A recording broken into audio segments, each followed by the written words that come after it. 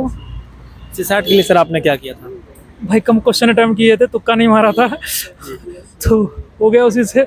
बाकी questions CSAT tough हो रहा है, लेकिन हमेशा वहाँ पे सेक्शंस होते हैं जो स्कोरिंग होते हैं। जैसे लास्ट ईयर मैथ्स टफ दिया था, तो अगर आप रियलाइज़ कर लेते हैं एग्ज़ाम के टाइम पे ही कि मैथ्स टफ आया है, अपन को कंप्रेंशन करना पड़ेगा इंग्लिश, तो वो उसी टाइम आपको सोचना है कि कौन सा इजी आया है, वो आप टैकल करिए, वो प्रैक्टिस से आएगा। बिलोंग करते हैं? मैं राकेश कुमार हूँ और पाली डिस्ट्रिक्ट राजस्थान से बिलोंग करता हूँ। ओके, आपके कौन सा अटेम्प्ट है और इंटरव्यू कौन सा? 5th अटेम्प्ट है। 5th अटेम्प्ट और इंटरव्यू कौन सा? 3rd interview. ओके, आप इससे पहले किस सर्विस में हैं? हाँ, IRMS में हूँ। ठीक है, उसका एक्सपीरियंस कैसा रहा? उसका मैं अभी ज्वाइन नहीं किया हूँ, ठीक है, लीव पे हूँ। ठीक है, और आपका इंटरव्यू कैसा रहा? ठीक है, देखते हैं बाकी। अच्छा, ये बताइए, आपने इंटरव्यू दिया है, आप बताया 3rd इंटरव्यू है आपका, तो आपके पास एक अच्छा एक्सपीरियंस है, ठीक है, एक अच्छा एक्सपीरियंस है, तो उसके बारे में क्या कहेंगे? एक्सपीरियंस तो यही है कि बस आपको नर्वसनेस नहीं होती है, बाकी तो बोर्ड अलग है, क्वेश्चंस अलग है, सब कुछ अलग है। ओके, It's आपने always a मॉक new- दी है सर एक बार? नहीं, इस बार नहीं दी। इससे पहले आपने मॉक दिए हैं? अच्छा, दोनों की अगर तुलना की जाए तो सबसे बेस्ट आपको क्या लगता है? इसकी मॉक की यस। मॉक्स तो ऑल अपार्ट है, right? मॉक्स is different, this is different. Okay, अच्छा, जो क्वेश्चन पूछे गए डैफ बेस्ड ज्यादा थे या आपके मेरे पे टैप फेस थे, डैफ बेस्ड थे? ओके, कुछ करंट अफेयर से रिलेटेड कुछ क्वेश्चन पूछे गए? मोस्टली नहीं था सर ऑप्शनल से नहीं पूछे जाएगा सर? नहीं। ऑप्शनल क्या था आपका? Civil engineering. Civil engineering. Okay, ऐसा कोई क्वेश्चन थे जिसमें आपको सॉरी बोलना पड़ा है? ऐसे कितने हाँ, क्वेश्चन? 1-2 क्वेश्चन थे। ओके, आपकी सर्विस से रिलेटेड कुछ पूछे गए? मोस्टली सर्विस बेस्ड ही था। ओके, लाइक किस तरीके से पूछे गए, कुछ बता सकते हैं लाइक? सर्विस में डाइवर्स क्वेश्चन थे, लाइक रेलवे में सब कुछ, रेलवे क्या कर रहा है, ओके, प्रॉफिट कैसे बढ़ा रहा है, ये सब कुछ।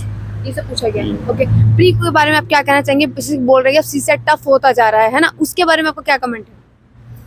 देखो, सीसेट टफ हो रहा है, लेकिन हमेशा वहाँ पे सेक्शंस होते हैं जो स्कोरिंग होते हैं। जैसे लास्ट ईयर मैथ्स टफ दिया था, जी, तो अगर आप रियलाइज़ कर लेते हैं एग्ज़ाम के टाइम पे ही कि मैथ्स टफ आया है, अपन को कंप्रेंशन करना पड़ेगा इंग्लिश, तो वो उसी टाइम आपको सोचना है कि कौन सा इजी आया है, वो आप टैकल करिए, वो प्रैक्टिस से आएगा।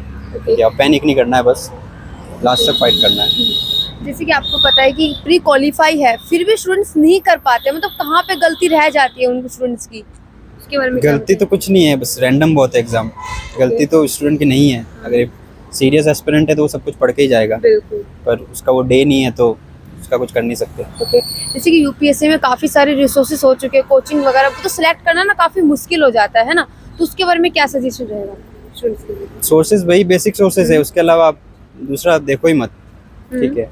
उसी सोर्सेज से बाकी सोर्सेज बन रहे हैं, तो आप बेसिक कवर कर लोगे तो सोर्सेज की करने की जरूरत ही नहीं पड़ेगी। ओके, सर आजकल काफ़ी सारे फ्री मटेरियल्स अवेलेबल है, जैसे कि गूगल में, विकिपीडिया में, या फिर टेलीग्राम में भी मिल जाता है। उन मतलब ऑनलाइन मटेरियल्स को कैसे यूज़ करें?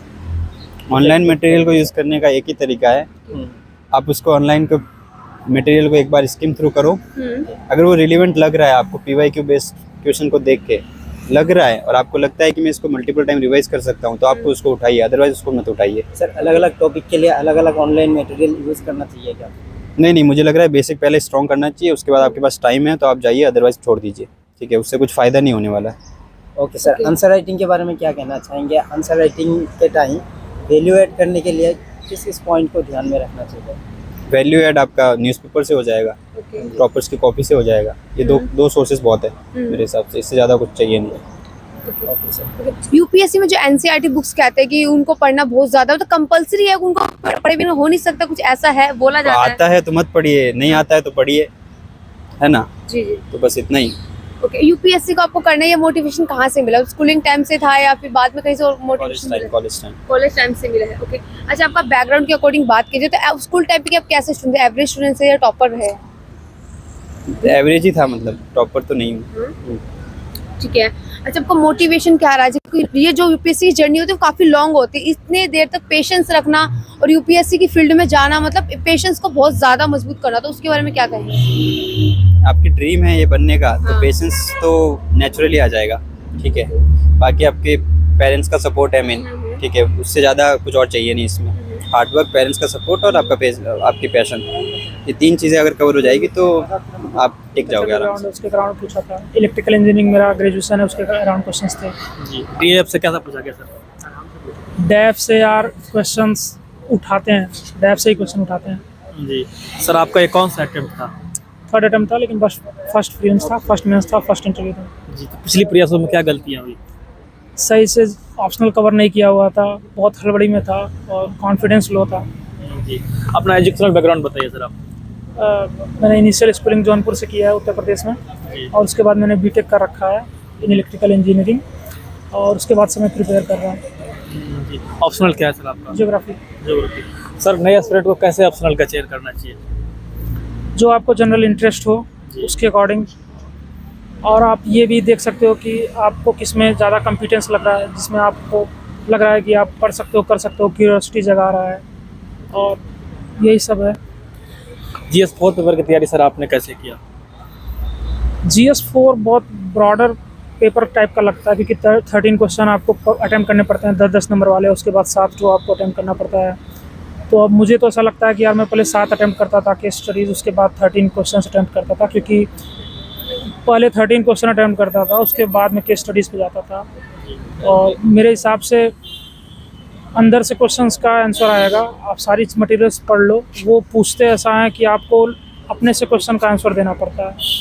बहुत स्पेसिफिक होके आप जाओगे तो आप इनकलकेट करने के लिए आपको कम मटेरियल रखो, लेकिन ज़्यादा से ज़्यादा उसका रिवीजन करो, यही मेरा फंडा है। जी सर, यूपीएससी का पैटर्न लगातार बदल रहा है, जैसा कि आप इस बार देखे बदल गया है, तो नए एस्पिरेंट को सर तैयारी की शुरुआत कैसे करना चाहिए? Change is the law of nature, so आप भी चेंज हो जाओ, जी। और उसके अलावा खुद पे विश्वास रखो। CSAT के लिए सर आपने क्या किया था? भाई कम क्वेश्चन अटैम्प्ट किए थे, तुक्का नहीं मारा था, तो हो गया उसी से। बाकी क्वेश्चंस टफ थे। सर इंजीनियरिंग बैकग्राउंड से क्या सब पूछा गया आपको? इंजीनियरिंग बैकग्राउंड से उन्होंने इलेक्ट्रिकल इंजीनियरिंग का IoT जो इंटरनेट ऑफ थिंग्स है उसका कैसे यूज़ होता है, इन सब पे क्वेश्चंस बेस्ड थे उनके, बहुत स्पेसिफिक नहीं हो गए थे वो। सर नए एस्पिरेंट को मतलब आंसर राइटिंग की शुरुआत कब से करनी चाहिए?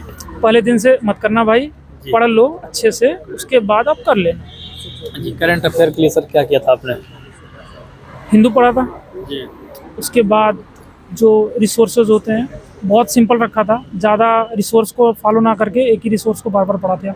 जी, मॉक टेस्ट का सर क्या योगदान है इस एग्जाम में? अच्छा है भाई, देना चाहिए। बाकी आपको अगर मॉक टेस्ट दोगे आप तो आपको खुद का पता चलेगा, बाकी आप एक्चुअल क्वेश्चन से इतना कोरिलेट मत करो। मॉक इंटरव्यू का सर मतलब क्या योगदान रहा? मॉक इंटरव्यूज अच्छे थे, उनकी वजह से एक ठहराव सा आता है, आपको फेमिलियर हो जाते हो सिचुएशन के साथ। जी, इंटरव्यू का सर माहौल क्या था सर, अंदर में कैसा था? वो तो भाई आपको टेंस फ्री कर देते हैं, आप एकदम रिलैक्स हो जाते हो, और बहुत फेमिलियर होते हैं, बहुत अच्छे होते हैं। जी, बहुत अच्छा लगा बात करके सर आपसे, थैंक यू। थैंक्स यार, थैंक्स।